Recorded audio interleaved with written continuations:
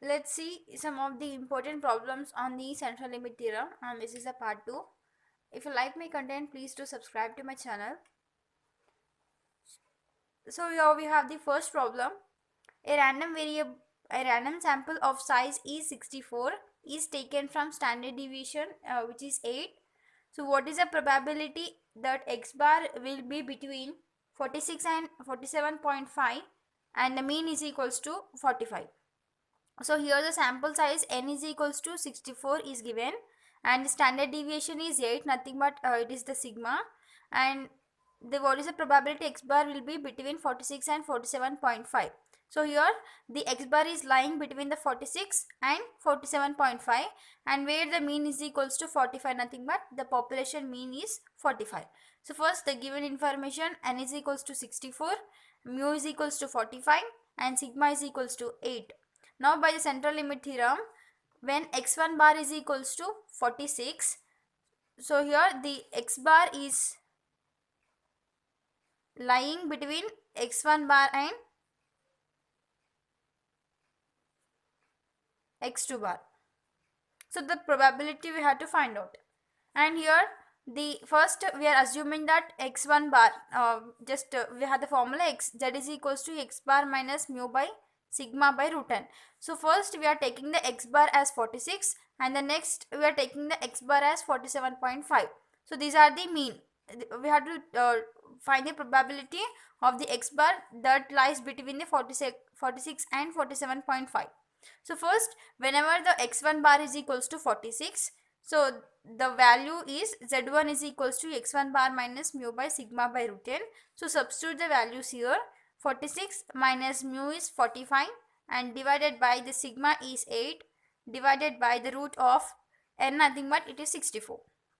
Now x1 bar nothing but the value is 46 minus 45 divided by 8 by root of 64, nothing but it is 8. So that equals to 46 minus 1 is 1, 46 minus 45 is 1 and divided by 8 is 1. So that value is 1. The z1 value is equals to 1. So whenever the x1 bar is equals to 46, the z1 is equals to 1. Now in the next step, we have to also substitute the 47.5 in the place of x bar. So when I substitute, so x2 bar is equals to 47.5, then z2 is equals to x2 bar minus mu by sigma by root n. So x2 bar nothing but the value is 47.5 minus mu is 45 divided by the sigma is 8 and divided by root n, nothing but root 64. So 47.5 minus 45 is 2.5 and then divided by 8 by the root 64 value is 8. So that is 2.5 divided by 1 is equals to 2.5. So whenever the x2 bar value is 47.5, then the z2 value is 2.5.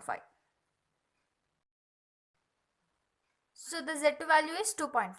Now the z1 is greater than 0 and z2 is greater than 0.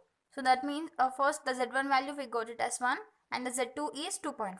So both the values of the z are positive values. It means the z1 is greater than 0 and z2 is the greater than 0. So when both the values of z are greater than 0, then probability of z1 less than, here I am writing, probability of z1 less than z2 is equals to the modulus of area of z2 minus area of z1. So this is the formula we will use to find out the probability when both the values of z1 and z2 are positive. So here if z less than z1 less than z2, it means, so when the normal distribution curve if we see, so this is a normal distribution curve. Now in this, the middle value, this is z is equals to 0 value, and here all will have the negative values and on the right side we will have the positive values. So if we see the z1 and z2, these both are the positive values. It means these are greater than the z value, nothing but these are greater than the 0. So that's why the z is less than the z1. So this z1 value is 1 and the z2 value is 2.5. It means the 0 is less than 1 and this 1 is less than 2.5. So at that time, to find out the probability of z1 less than z2. So that is the modulus of area of z2 minus area of z1. Now here the modulus of area of the Z2. Z2 nothing but it is a 2.5 minus area of the Z1 value is 1. Now the Z score is, we got the Z score. So we have to find out the area for the given Z score. So first the 2.5. So 2.5 area we have to find out from the ND table. So 2.5 nothing but on these are the Z values and also these are the Z values. So it is the 2.5. So the 2.5 is here, and after the 2.5, after the 5 there is a 0, nothing but 2.5 is equals to the 2.50. So both the values are same. Now when I add this 2.5 to the 0.00, it brings the 2.50. It means the first value. So this value 0.4938 is the area when the Z score is 2.5. So the area is 0.4938. Now this is the area of 2.5. So 0.4938 minus the area of 1. So Z score is 1. So 1 nothing but is equals to 1.0. So 1.0 nothing but it is equals to the 1.00. So both three values are same. Now we got the 1 nothing but it is 1.0. This is a Z score, and when I add 1.0 plus 0.00, it gives the 1.00. Now this the area is 0.3413. It means when the Z score is 1, the area is 0.3413. Now write the value here. So 0.3413. Now this we have to subtract, we have to do the calculation here. 0.4938 minus 0.3413. This value we get it as 0.1525. So this is the probability. And the next problem we have, a random sample of size 64 is taken from the normal population with mean mu is equals to 51.4 and the sigma nothing but standard deviation is equals to 68. So what is the probability that mean of sample will be? It will be, we have the three cases here. The first one is exceed for 52.9. This means the probability of X bar is greater than 52.9. And the next fall between 50.5 and 52.3. It means the probability of the mean is lying between 50.5 and 52.3. And the next is the less than 50.6, nothing but probability of X bar is less than 50.6. So first the random sample of size n nothing but it is a 64. It is given and it is taken with the normal population with a mu is equals to 51.4. Nothing but population mean mu is equals to 51.4 and population standard deviation nothing but sigma is equals to 68. Now we have to find out the probability that mean of the sample will be. So all they mentioned here the mean of the sample. So mean of the sample nothing but sample mean is represented with the X bar. So here in these three cases we have to find out the probability of the mean. So first the given information mu is equals to 51.4, sigma is equals to 68 and n is equals to 64. So in the first case they are asking to find out the probability that the mean of the sample will exceed the 52.9. Exceeding nothing but the X bar is greater than the 52.9. So in this case we have to find out the probability. So first this statement means probability of X bar minus is greater than 52.9. Now the Z1 bar is equals to X bar minus mu by sigma by root n. So here the X bar nothing but the value 52.9 minus the mu is 51.4 divided by the sigma is 68 divided by the root of n nothing but root of 64, and here 52.9 minus 51.4 is equals to 1.5 divided by 68 by root of 64 nothing but it is 8. So when you calculate this you will get the value as 0.176. So this is the Z1 value. So Z1 is equals to 0.176. This is the value we got up. It means the Z1 value is greater than 0. So whenever the Z1 is greater than 0, nothing but whenever it is a positive, then the probability of Z greater than Z1 is equals to 0.5 minus area of Z1. So this is the formula we have to use when the z1 value is positive. So that is the 0.5 minus area of the z1 value is 0.176. Now we have to find out the area when the z score is 0.176. So we will only take up to the 2 digits after the point. So 0.176. So this is the z score. Now from this table, the first columns are the z scores. So we got it is 0.1, and from the first column we have to search 0.07, because when I add 0.1 plus 0.07 I get it as, so here I am writing the, it is 0.176. just will take only 2 digits after the point.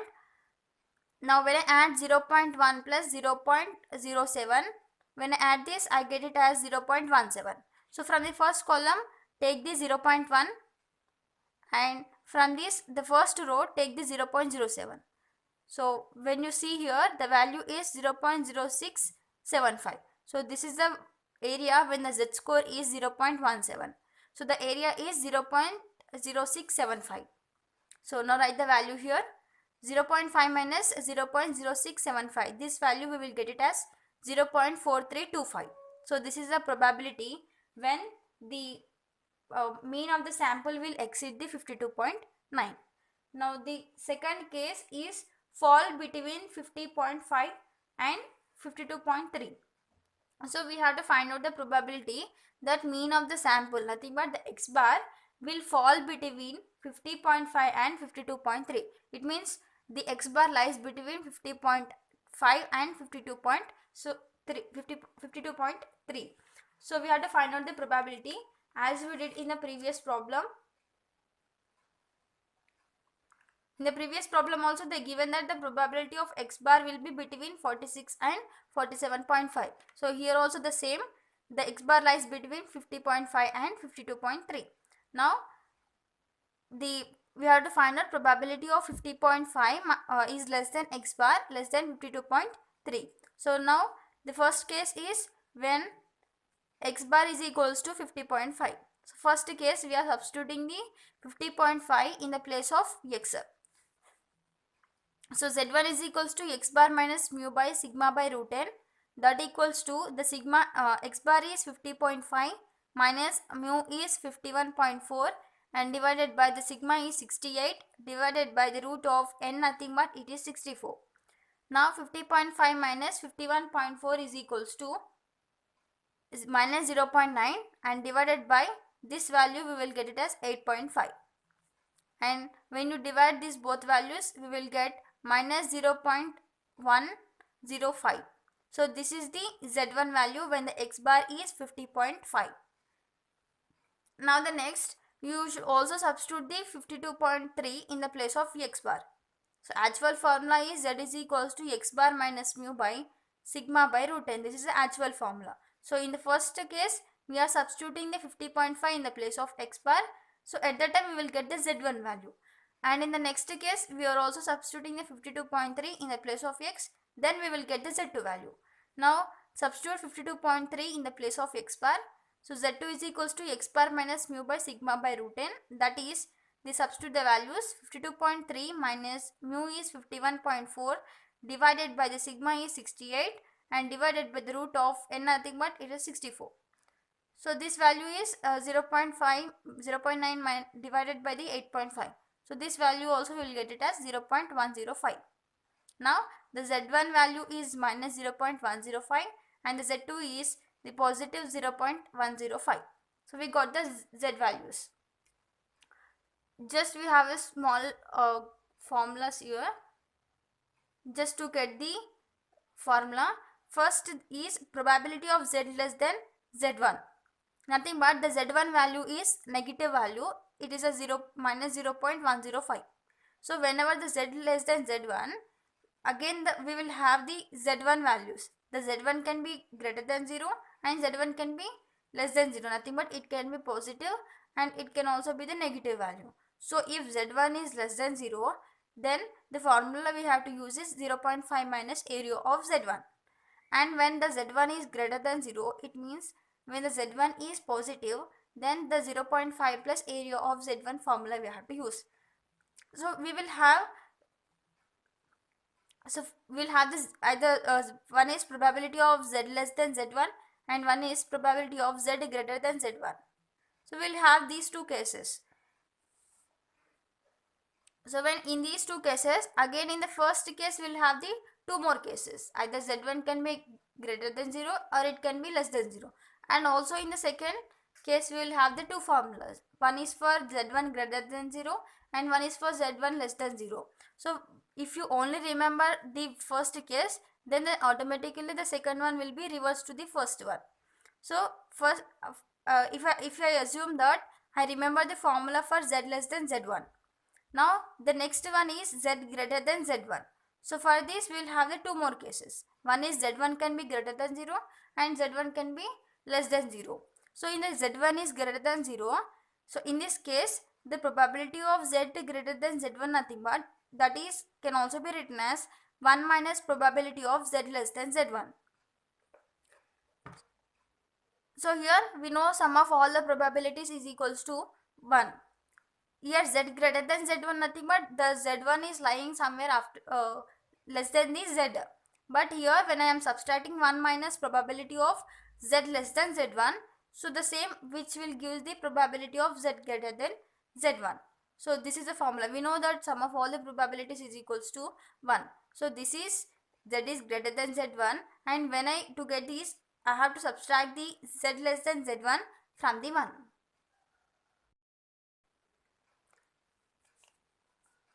Now the 1 minus 0.5 plus area of z1. So before this we was having a point 1 minus probability of z less than z1. So in the z less than z1 also we will have the two cases. Z1 can be greater than 0, z1 can be less than 0. So before finding the probability of z greater than z1, we took one value for the z1. We are assuming it as positive, nothing but z1 is greater than 0.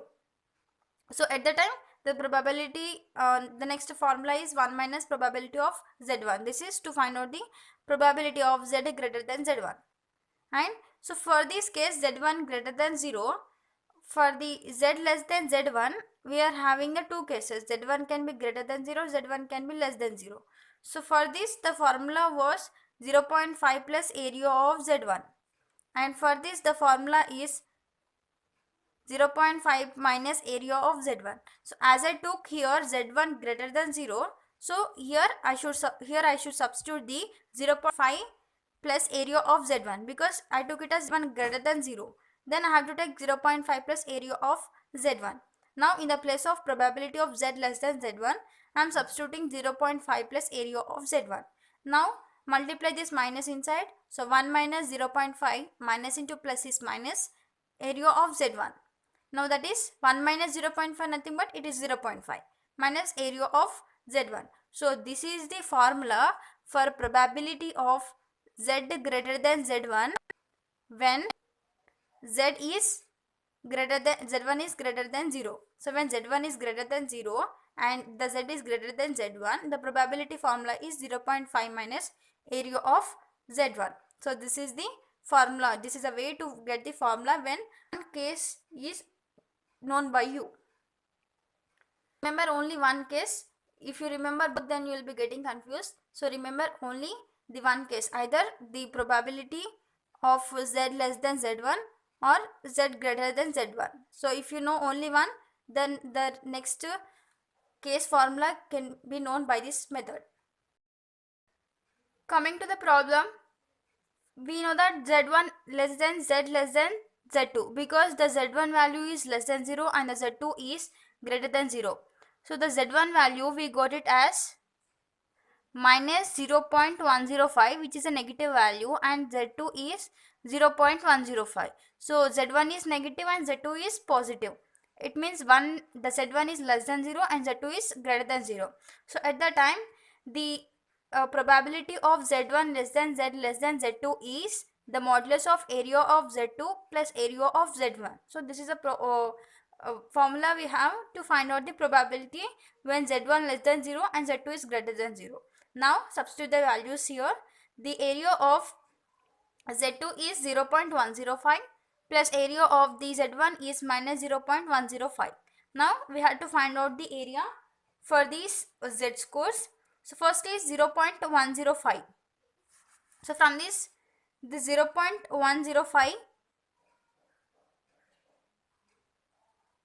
so it is the 0.110. Here I am writing 0.10, nothing but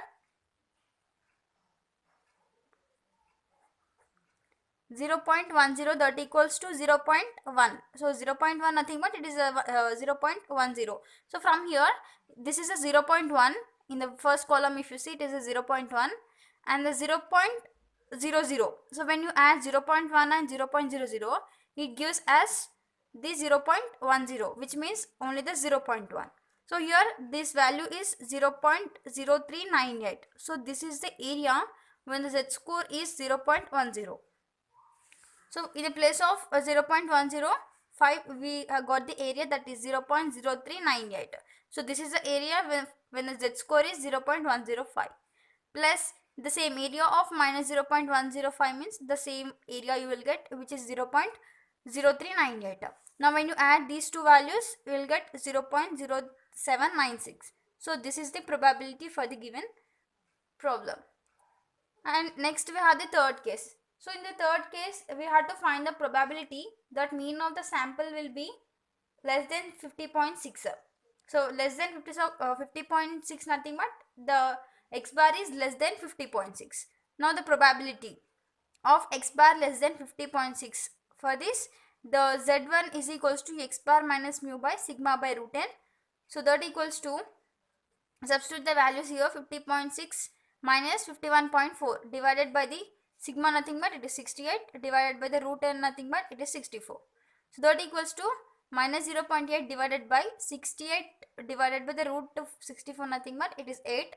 So 68 divided by 8 nothing but it is 8.5. Now when you divide these two values, we get minus 0.094. So this is the Z1 value. So therefore the Z1 nothing but Z1 is less than 0.